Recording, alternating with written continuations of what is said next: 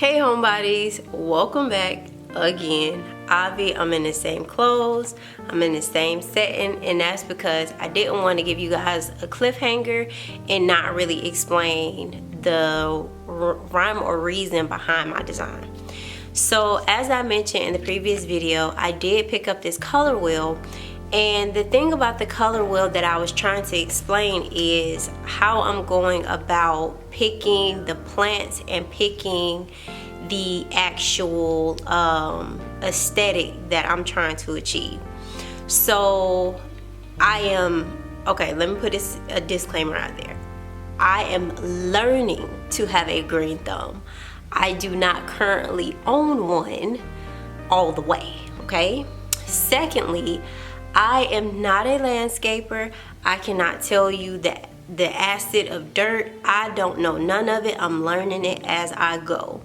So it's been about 3 years that I've been doing my research and really trying to nail down a physical design that I like.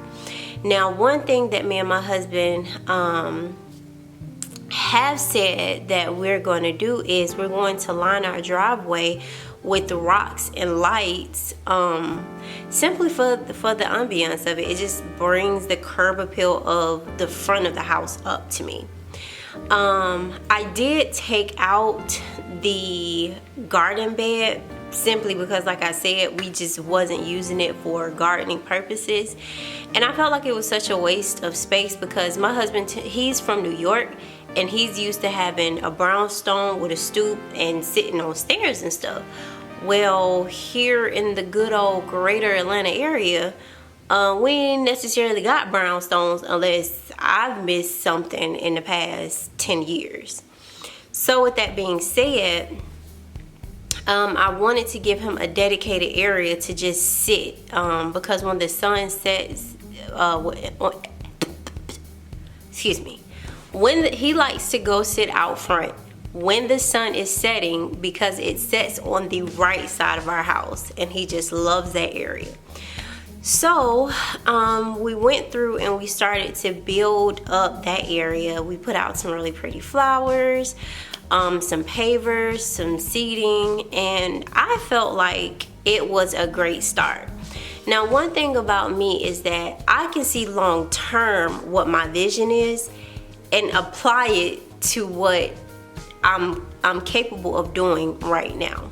So I knew I was not gonna go and buy fully grown trees or bushes, shrubs or whatnot to install out there. Instead, I wanted to buy them small and let them establish themselves and then grow from there. One thing that I've learned in the 3 years that I've been doing my research is that sometimes well-established plants, especially if they're potted, they can have extreme root shock when you uproot them and put them somewhere else. And I don't know about you guys, but I know my garden center, they do have a warranty where you can come back and exchange it. But some garden centers don't do that, where you can bring that stuff back for a full refund of your money. So you could have spent, anywhere from $100 to $1,000, and you're out that money at that point. It's a plant. There's nothing that they can do about it if you didn't do your research properly. So I've really taken my time to really talk these ideas over with my husband and really get a feel for what we were both looking for.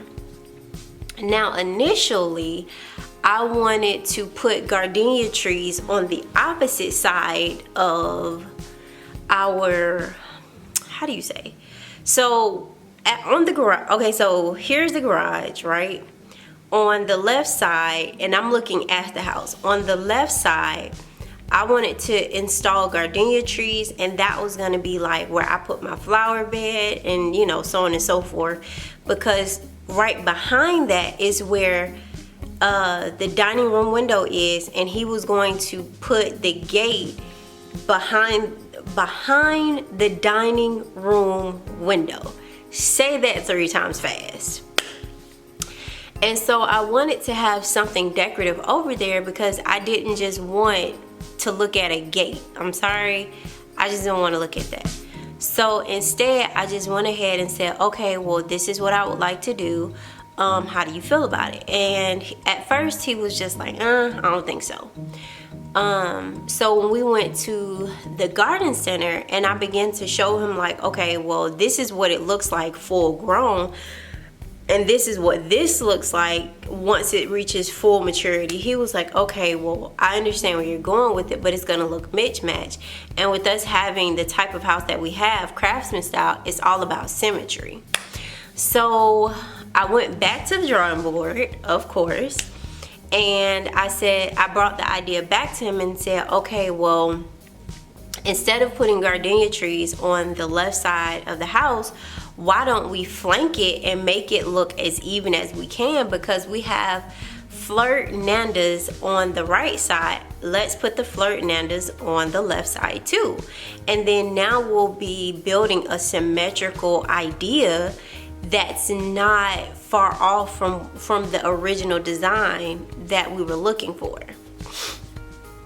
So he agreed, and I said, okay, well, I still need color, I still need flowers, I still need something, like I need something, okay? So he was just like, all right, well, what do you suggest? And I said, well, let me figure this out, let me think about it some more, and I'll get back to you. Well, obviously, let me get back to you was a whole nother season, aka a whole nother year. So it didn't dawn on me to go buy this little doohickey, so I didn't have to keep going and asking designer questions to non-designers. So one thing that I found helpful about my garden center is that they can tell, like if I can tell them where the sun is in the front of my yard and for how long, then they can tell me, okay, well, all of these plants can take full sun, these plants take part sun, part shade, you know, so on and so forth. Now in the front of my house, it is like the sun sets literally right here. If this is the house, this is the sun, okay? And with the sun setting literally right here, in this humidity in Georgia, sweetie, them plants will smooth, crisp right up in less than 20 minutes. So I had to like take some time to really learn the position of the sun as the day goes by. And one thing about our house is in the back, we get so much sun in the back of our house, it literally heats up the back of our house all day.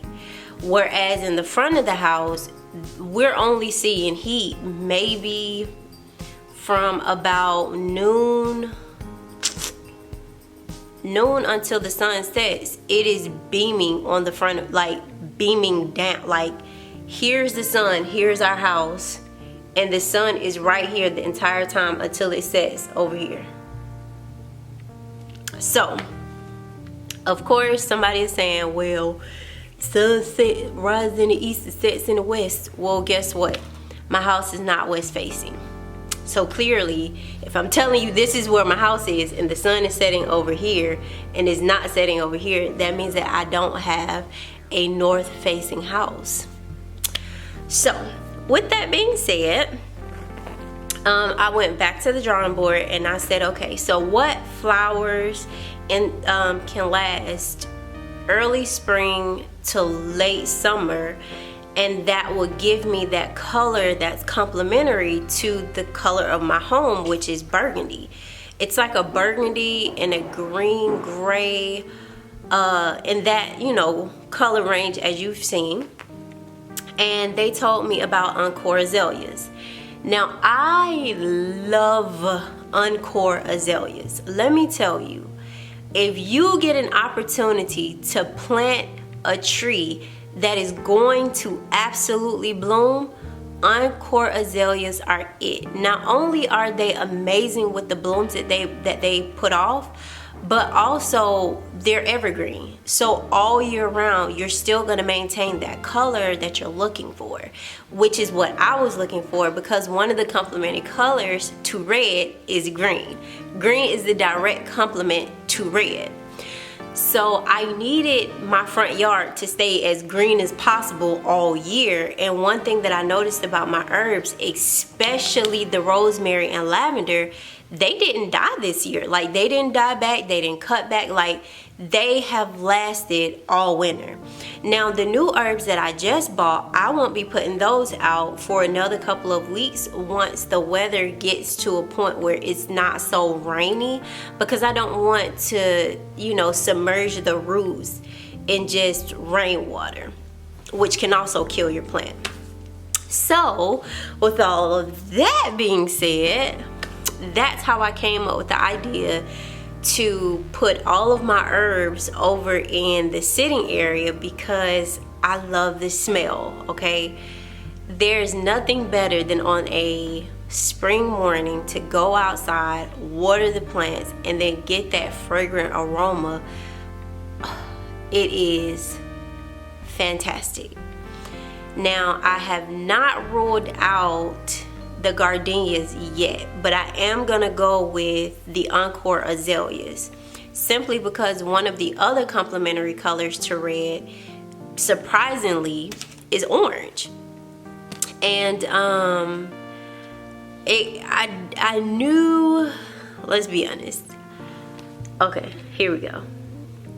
So as you can see, these are split complementary, so red, orange, and down here are blue-green. I don't know about you, but okay, come on, Sugarfoot, you got it. Okay, I don't know about you guys, but I don't know of a blue-green plant outside of Morning Sunshine